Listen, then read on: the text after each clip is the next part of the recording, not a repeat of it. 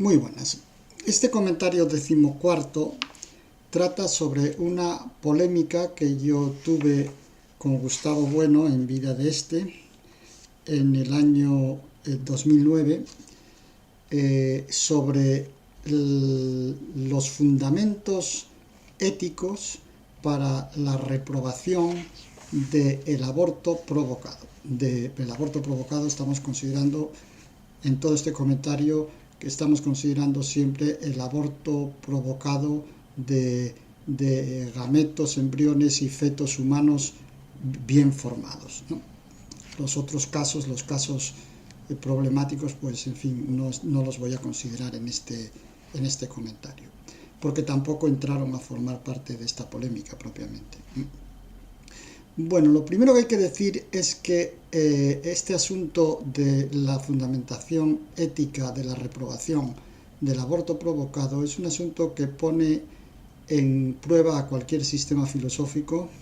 En primer lugar, porque exige tener una serie de saberes de primer grado acerca de los procesos de reproducción humana y de las técnicas y de tecnologías de reproducción, de fertilización in vitro, de anticoncepción, etcétera, etcétera, porque todas estas cuestiones resulta que son muy relevantes y son centrales para la discusión. Y también es interesante tener conocimientos de primer grado acerca de los perfiles sociológicos, económicos y culturológicos de las personas que están involucradas en estas prácticas. Por otro lado, desde el punto de vista filosófico, la discusión es muy intrincada porque exige tener en cuenta ideas de muy diversa índole. Ideas ontológicas como las ideas de cuerpo, de organismo vivo, de muerte, de materia, de forma, de acto, de potencia, de posibilidad, de necesidad, de finalidad. Ideas de carácter ya más lógico-material, como la distinción entre partes formales y partes materiales, entre esencias procesuales y esencias configuracionales, las figuras de la transformación dialéctica, las ideas de unidad, las ideas de identidad, etcétera, etcétera. Y luego, por supuesto, ideas antropológicas acerca de la idea de hombre, de la idea de persona, de la idea de individuo, de la idea de muerte, de fallecimiento, y luego hace falta tener una teoría ética, claro, de referencia, y también, si acaso, bioética, moral y política para poder analizar el asunto, ¿no? Y luego, por último, este asunto es muy complicado porque este asunto de la fundamentación ética del aborto, pues viene siendo pues discutido desde tiempos de Aristóteles y hasta el presente, y claro, la bibliografía es ingente y entonces es muy laborioso abrirse paso dentro de ese corpus bibliográfico, ¿no? Bueno, esto para que se den cuenta ya de entrada al terreno que pisamos, que es un terreno complicado. La ventaja de mi discusión con Gustavo Bueno es que ambos compartíamos el sistema del materialismo filosófico y que toda la discusión está dentro del sistema del materialismo filosófico, tanto su postura como la mía. Y yo voy aquí, por supuesto, como siempre, pues voy a intentar pues argumentar las ventajas de mi posición frente a la que defendió Bueno. Bueno, Bueno defendí en 2001, en un libro que es La bioética, pues condenó la práctica del aborto provocado de embriones y de fetos sanos basada en el supuesto de no haber sido deseado el embarazo. Y este es más o menos el contexto en el que está esta polémica y los casos que vamos a discutir aquí. Ya digo, porque los otros casos de violación, de malformaciones, etcétera, etcétera, que suponen como de alguna manera pues excepciones o de peligro para la vida de la madre, etcétera, etcétera, no los vamos a considerar aquí porque no están, no por nada, porque son muy interesantes, sino porque no eran el motivo de esta polémica. En esas páginas de qué es la bioética, Bueno no aclara si la protección del nasciturus tiene que tener lugar desde el momento primero de la concepción o desde el momento de la implantación, aunque, claro, sugiere esto último, porque en una de las páginas de este libro defiende la clonación tisular no reproductiva. Y en la clonación tisular no reproductiva se transfiere el núcleo de una célula a un óvulo que ha sido previamente nucleado y se deja evolucionar hasta que la célula se ha diferenciado en tejidos para obtener las líneas tisulares. Bien, y porque en este libro también, bueno, reivindica el estatuto, o sea, el estatuto ontológico, el interés que tiene la idea de preembrión, cosa que luego va a negar. Bueno, yo en el año 2009 publiqué un libro que está en internet de libre acceso, si alguien lo quiere leer, que se titula La clonación, la anticoncepción y el aborto en la sociedad de la biotecnología. Y en ese libro yo estudié este asunto, claro, por supuesto, antes de escribirlo y de publicarlo con mucho detenimiento, y me pareció obligado establecer una diferencia entre el momento de la constitución de la identidad genética, que es en la fecundación, es decir, cuando los dos gametos se unen y forman el cigoto y se constituye un genoma nuevo. Entonces, este es el momento de la constitución de la identidad genética, y luego hay otro momento posterior que se culmina en la implantación, que es el momento de constitución de la individualidad somática de un nuevo organismo. Este momento, ya digo, se sitúa cuando la gemelación de la blástula ya no es posible, y entonces y se da por alcanzado pues cuando ya se da la implantación del embrión en el útero de la madre, momento en el que se consolida el embarazo y que se empieza a hablar propiamente de embrión, porque en las otras etapas pues se suele hablar de preembrión. Entonces yo lo que hice, me basaba para justificar la importancia de esta distinción, me basaba en los principios de la bioética de Gustavo Bueno, tal como están expuestos en que es la bioética, porque en esos principios se dice que la bioética trata de un sujeto humano individual corpóreo, que tiene la potencialidad de desarrollarse en persona. Es decir, que la bioética trata de individuos somáticos, no de identidades genéticas. Y por eso yo mantuve la tesis de que el aborto empezaría a ser reprobable éticamente cuando existiera un individuo somático que tuviera ya la unidad del sujeto humano individual corpóreo, que luego va a nacer y que luego después del nacimiento se va a convertir en persona. Porque la individualidad de los sujetos humanos, esa es la cuestión, no es una individualidad genética, porque los gemelos homocigóticos comparten el ADN, tienen el mismo ADN, tienen la misma identidad genética, pero tienen una individualidad somática diferente, porque son dos sujetos separados, con cuerpos separados y con rasgos somáticos separados, y con rasgos somáticos diferentes, y con las partes de sus cuerpos pues relacionadas de acuerdo con las relaciones asimétricas típicas de un cuerpo humano, ¿no? Y desconectadas de todos los individuos. Entonces las células por sí solas, e incluso los gametos, o incluso los cigotos, no están protegidas por la bioética en principio. Los cigotos tempranos y los blastocitos gemelables son células indiferenciadas, no son individuos somáticos humanos.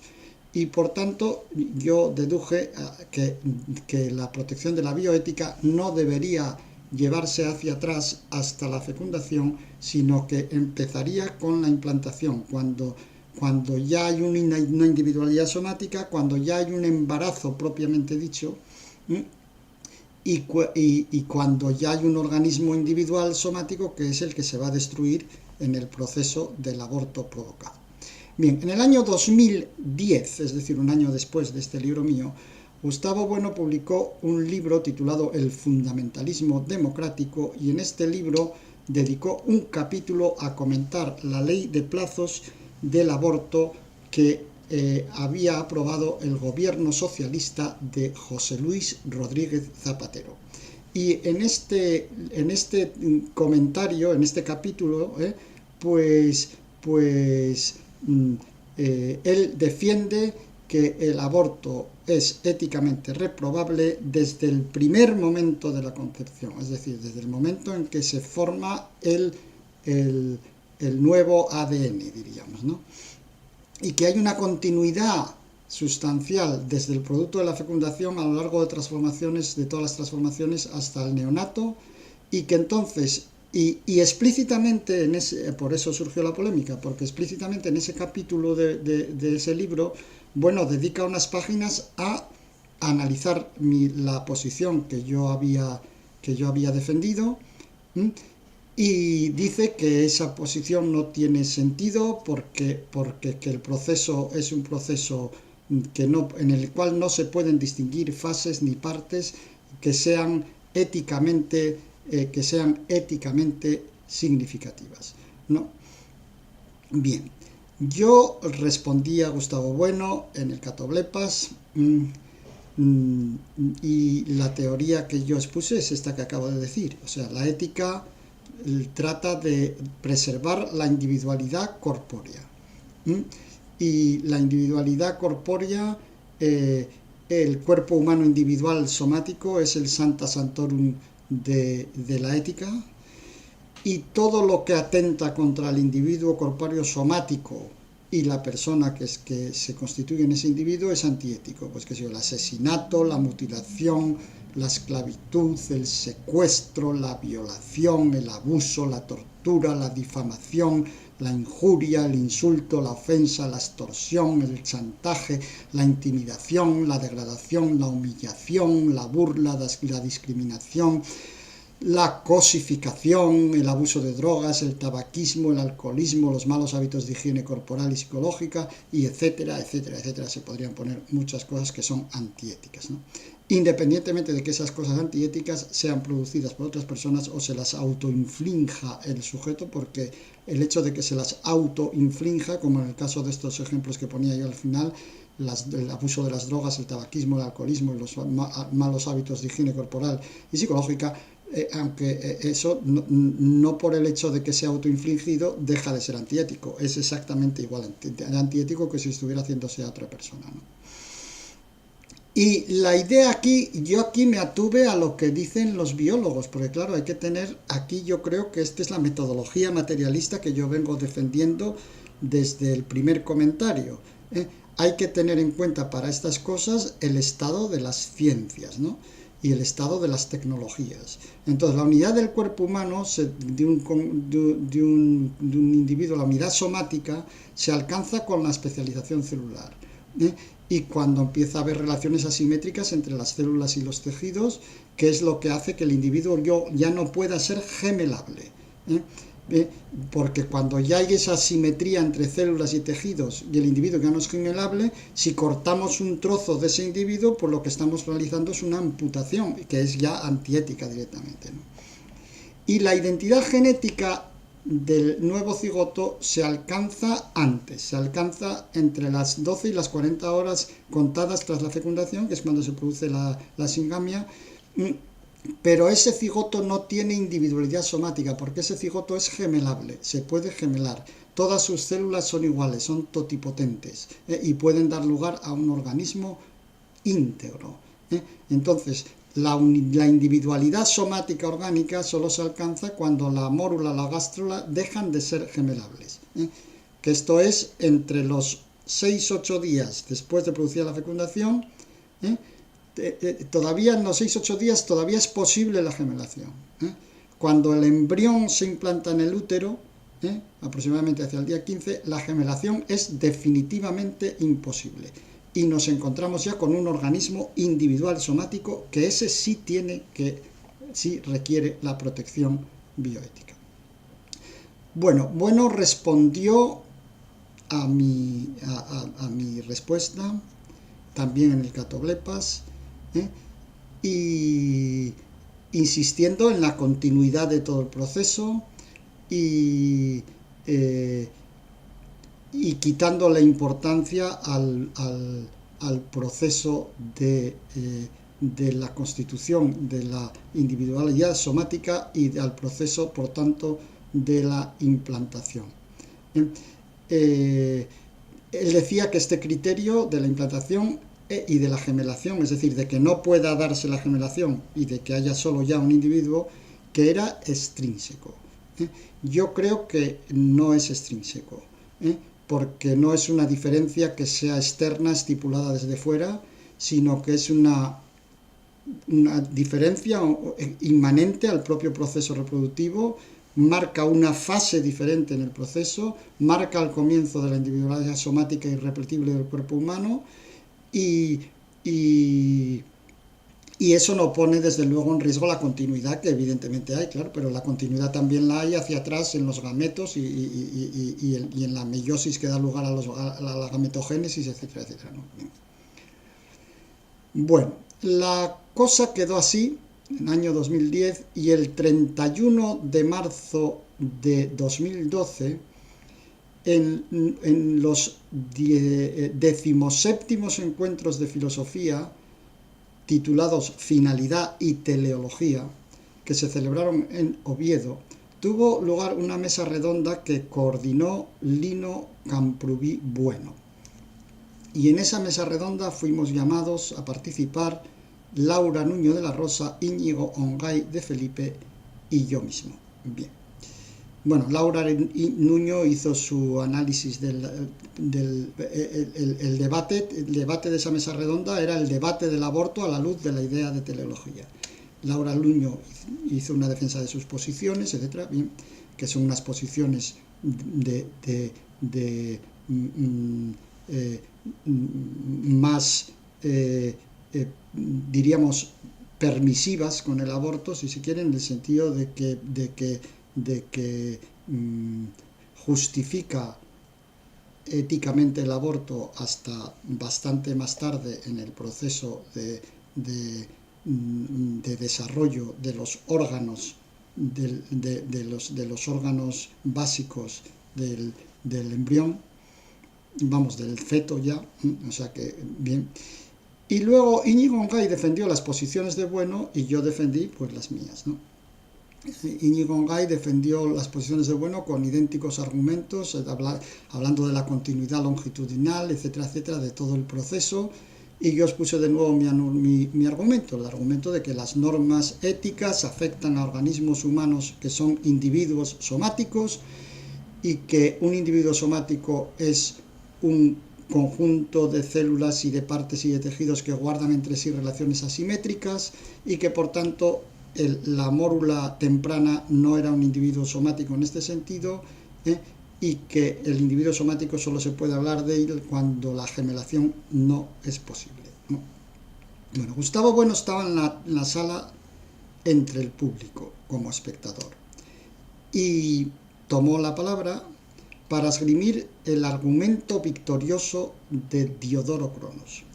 Él había hecho referencia a este argumento victorioso de Diodoro Cronos en su artículo de Catoglepas de 2010, pero lo había hecho en un tono conjetural, es decir, diciendo si el argumento victorioso de Diodoro Cronos fuese verdadero, pues entonces habría que suponer, etc., ¿no? Pero en esta intervención, que fue una intervención pública, ahí en directo, está grabada, se puede ver en YouTube, este coloquio, pues fue una cosa, ya digo, en directo, sobre la marcha, improvisada. En esta intervención que tuvo ahí Bueno, pues él afirmó, es el único sitio que yo conozca de toda su obra escrita y audiovisual, en donde afirmó, parecía de una manera muy terminante, la verdad del argumento de Diodoro Cronos, según la cual solamente lo que se ha verificado es posible. Y si una cosa no se verifica, es decir, si una mórula no se gemela, para aplicarlo a este caso, si una mórula no sufre gemelación, pues entonces habría que decir que esa mórula en todo su desarrollo era imposible que se gemelara, ¿no?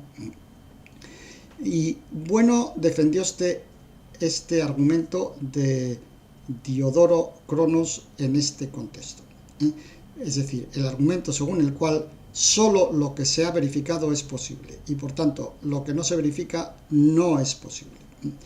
Argumento que por otro lado también hay que tener en cuenta que deja sin resolver el asunto de cuándo se da efectivamente la gemelación, porque cuando se da la gemelación entonces sí tendríamos que decir que al principio había solamente una mórula y luego hay dos embriones, pero bueno, dejemos aparte este asunto. Yo, que ya conocía la referencia al argumento de Diodoro Cronos por el artículo de 2010, pues en esa intervención que tuve, pues negué que el argumento fuera válido, ¿eh? Cosa que ya he expuesto aquí en el comentario número 7, el séptimo, sobre la idea de posibilidad y el argumento de Diodoro Cronos, porque yo luego dediqué un artículo, como ha quedado explicado ya, a tratar este problema con detenimiento, ¿no? Entonces, el argumento de Diodoro Cronos, yo dije, no es cierto, ¿eh? Y hay que atenerse a lo que la ciencia dice en cada momento. Y si la ciencia dice que en los primeros días después de la fecundación, en los primeros 5 o 6 días, la mórula es gemelable, pues hay que considerar que es gemelable y que entonces las células son totipotentes y que en ese momento no hay individualidad somática, hay una individualidad distinta de la individualidad somática que luego va a tener el sujeto. Bien. Bueno, Gustavo Bueno abandonó la sala anticipadamente, sin exponer otros argumentos más que la propia enunciación del argumento de Diodoro. Y fue Íñigo Gay quien reiteró la pertinencia del argumento victorioso de Diodoro, repitiendo lo que Bueno acababa de decir. Bien, como digo, yo a mi juicio, y dado el estado de nuestra ciencia y el estado de nuestra tecnología, entre otras cosas la propia tecnología de fertilización in vitro, etcétera, etcétera, la mórula temprana es gemelable porque es lo que nos dicen las ciencias y lo que sabemos tecnológicamente porque la podemos gemelar, ¿eh?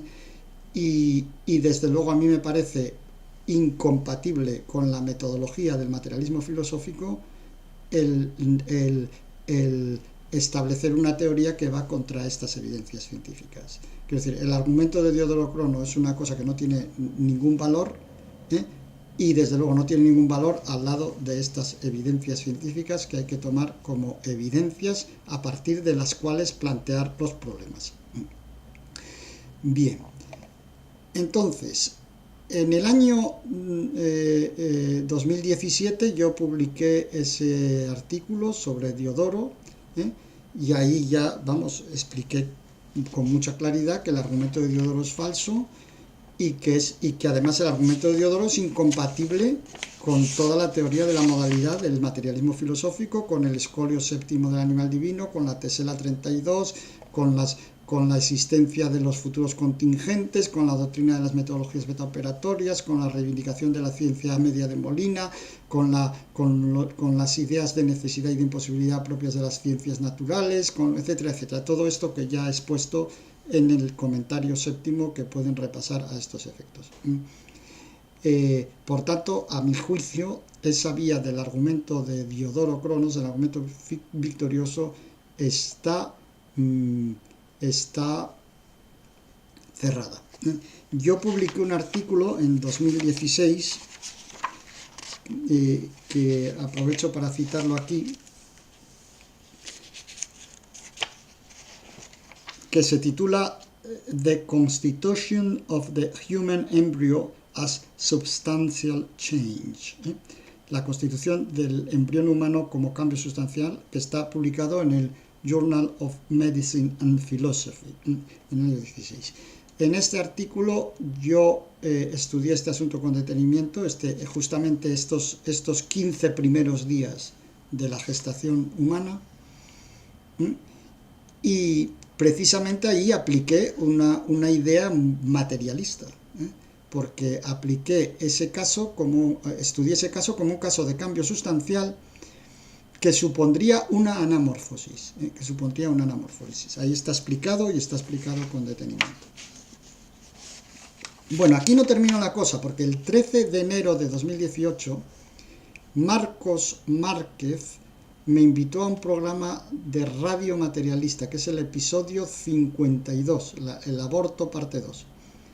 Y allí discutí sobre el aborto con Íñigo Gay de Felipe y Pablo Huerga Melcón. Este episodio 52 de la radio materialista se puede ver también si la gente lo quiere consultar.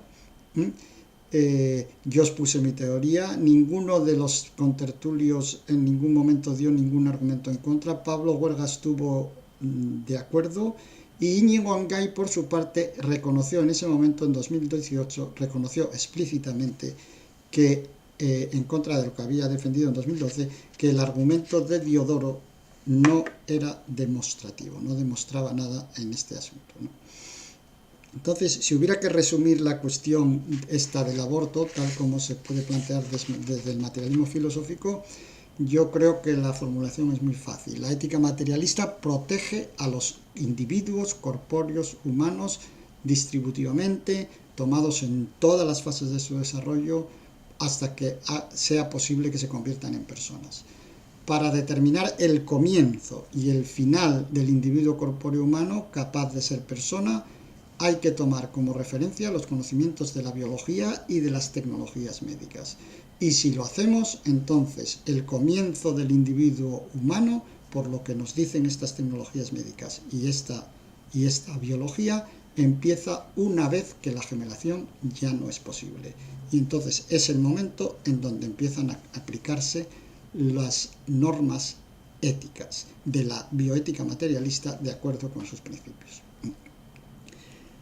Bien, para terminar voy a hacer un breve comentario sobre el aborto provocado de fetos y embriones sanos desde una perspectiva legal y política. Desde una perspectiva legal y política, que es completamente, esto es otra cosa completamente distinta. Esto no tiene nada que ver con la ética, esto tiene que ver con la política, ¿no? Es decir, con las políticas que los estados tienen sobre estas cuestiones, ¿no? Bueno, lo interesante que yo quiero destacar a este respecto es lo siguiente, que nadie, sea de izquierdas, de derechas, de centro, etcétera, etcétera, de extrema derecha, de extrema izquierda, de lo que sea, tenga la posición que tenga acerca del aborto, nadie propone una política que esté dirigida a aumentar el número de abortos. Nadie.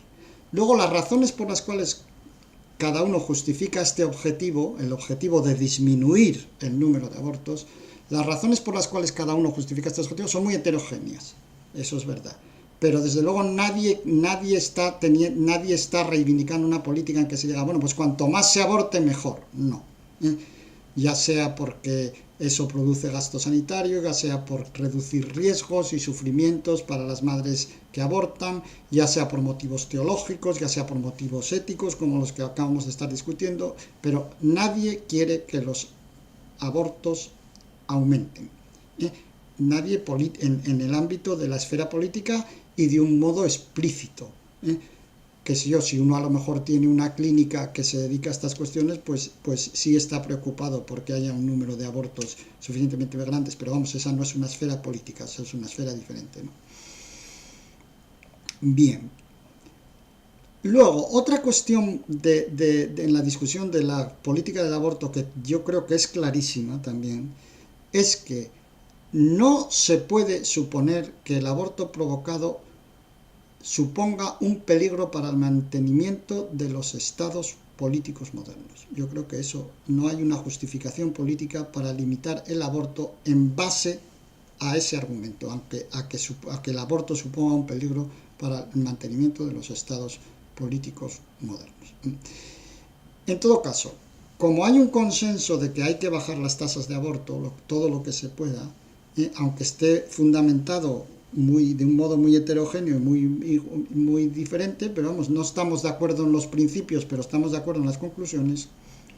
Entonces yo creo que la cuestión política aquí a discutir es cuáles son los medios proporcionados y efectivos para lograr que las tasas de aborto disminuyan. Bien. Entonces, hay varios estudios, por eso me refería yo al principio de las cuestiones sociológicas y sociopolíticas, económicas, algo de este asunto. Hay varios estudios comparativos sobre la incidencia, la correlación entre el número de abortos y los tipos de legislación, clasificando las legislaciones como permisivas, las que permiten el aborto en plazos o etcétera, o las represivas, es decir, las que condenan el aborto y lo penan.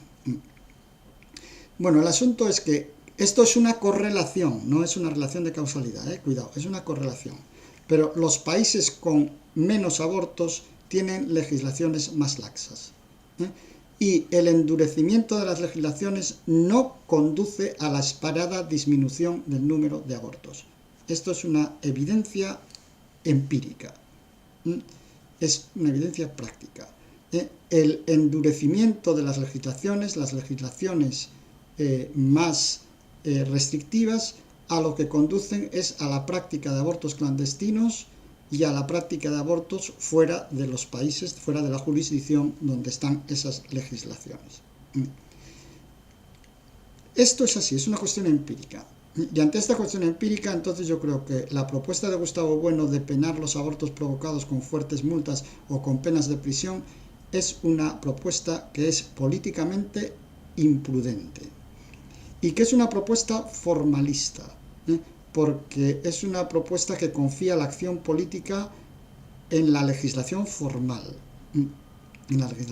cuando es bien sabido que un porcentaje altísimo de todo lo legislado es pura chatarra legal, es pura chatarra que no tiene valor, o tiene un valor muy escaso. Bien. Los abortos provocados se concentran en ciertos colectivos. Algunos de estos colectivos son persistentes, otros son variables, pero todo esto se puede estudiar. Y se puede estudiar porque la lucha contra el aborto provocado no tiene que ser una lucha indiscriminada, sino que tiene que atender a esos colectivos donde el aborto provocado es frecuente y persistente. Se sabe que los países más ricos, con mejor educación sociosanitaria y con mayor acceso a los recursos técnicos y tecnológicos de la anticoncepción, son los que tienen tasas de aborto provocado más bajas. Y entonces esta es la línea en la que hay que planificar una acción política si se quieren bajar las tasas de aborto. La legislación sobre el aborto, ya lo sabemos todos, tiene una alta carga ideológica, y esa carga ideológica, hay ciertos grupos políticos, partidos políticos, que están interesados en movilizar esa carga ideológica en la dialéctica de partidos y de las luchas electorales. Pero eso no tiene nada que ver, absolutamente nada que ver, con el objetivo de disminuir el número de abortos. Bien, pues con esto doy por terminado este comentario, no sin antes agradecerles a todos ustedes la atención que prestan.